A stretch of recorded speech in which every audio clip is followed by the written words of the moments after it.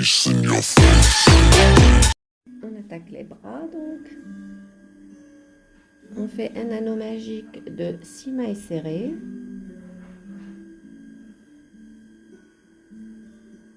On attache donc 1, 2, 3. On vient serrer notre anneau. On attaque le deuxième rang avec des augmentations, donc 6 augmentations pour tomber sur 12 mailles serrées. 1, 2, 3, 4, une augmentation, une maille serrée, une augmentation pour finir avec 18 mailles à la fin du rang. Le rang suivant, on viendra faire 18 mailles serrées individuelles. Donc ce sera des mailles serrées tout au long du rang. Le rang suivant, on va faire une maille serrée, une diminution, et c'est la séquence qui va se répéter tout au long du rang. Une maille serrée, une diminution. Donc là, à partir du 6e rang jusqu'au 20e rang, on ne fera que des mailles serrées individuelles, comme ceci. Et 12 mailles serrées en individuel jusqu'au rang numéro 20. À ce niveau-là, on vient rembourrer notre bras, juste le bout. Là, il faut bien mettre de la mousse. Voilà. Et on va continuer nos rangs jusqu'au 20e inclus. Donc voilà, je n'utilise plus mon marqueur au fait parce que je perds un temps fou à le déplacer. Donc hors caméra, je recompte mes 12 mailles serrées. Tous les rangs, je dois me retrouver avec 12 mailles jusqu'à arriver au 20e rang. Donc comme j'ai dit, 20e rang inclus. À tout à l'heure. Donc là, on a fini les deux pattes supérieures. Donc, on va venir, on a rembourré la main ici au bout à l'extrémité. On va encore rembourrer le reste du bras, mais sans trop aller en haut pour ne pas faire effet épouvantail.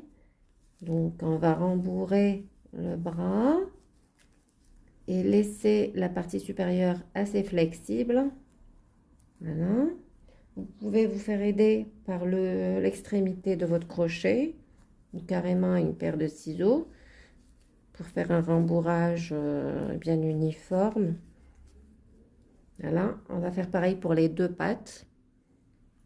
Voilà ce que ça donne une fois rembourré. Donc voilà, légèrement arqué. On peut leur donner la forme comme ça. On va passer aux pattes inférieures, donc les jambes. On va faire un anneau magique de 8 mailles serrées. Je viens serrer mon anneau. Et travailler le deuxième rang de 4, 6, 8. Je m'assure, 8, c'est bon.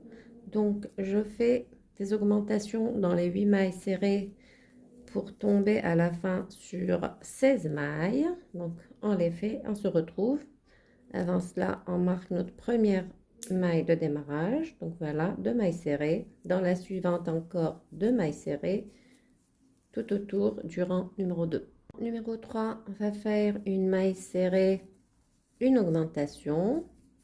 Et c'est la séquence qui viendra se répéter tout autour du rang numéro 3. Donc, encore une maille serrée,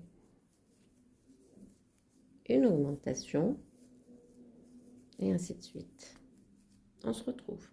Donc, on finit ce rang avec 24 mailles serrées.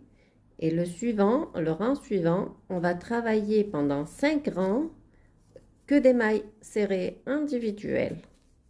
Donc, 5 rangs en mailles serrées simples.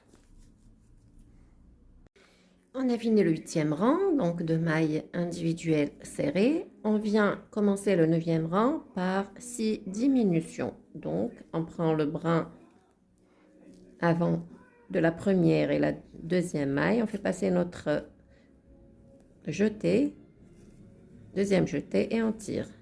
Deuxième diminution, de la même manière. Troisième diminution, pareil. Quatrième.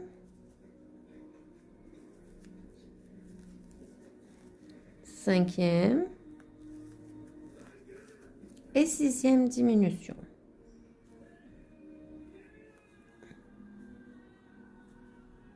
Il doit nous rester 12 mailles à travailler en individuel. Donc, 1, 2, 3, 4, 5, 6, 7,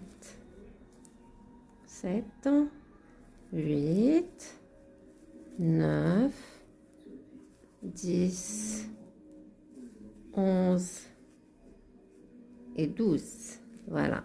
Et c'est là qu'avaient commencé les diminutions. Le 10e rang, on va le faire en mailles serrées individuelles, simplement 1, 2, et on se retrouve à la fin du 10e rang. Donc, on entame le 11e rang avec 3 diminutions et on finit le rang avec 12 mailles serrées. Donc, au total, on aura 15 mailles serrées. Maintenant, du rang 12 au 22e rang, donc 10 rangs de mailles serrées individuelles, tout simplement. Et je vous conseillerais de venir rembourrer l'extrémité de votre patte dès maintenant pour monter facilement après. Voilà, juste une boule comme ça, sans trop dépasser pour travailler à l'aise. Voilà, et on continue donc en maille individuelle jusqu'au rang numéro 22. À tout à l'heure. On a fini les 22 rangs de mailles serrées individuelles. On finit par une maille coulée et on laisse assez de fil pour la couture. On vient rembourrer notre patte inférieure, pas jusqu'en haut justement. Il faut laisser la hanche libre pour le mouvement, la flexibilité. Donc, remplissez là jusqu'à la moitié. Un peu au-dessus de la cheville, voilà. Et là, toute cette partie doit rester libre, justement parce que le corps vient se poser ici pour avoir l'équilibre et que l'ours puisse s'asseoir. Voilà, donc il faut s'arrêter là avec le rembourrage.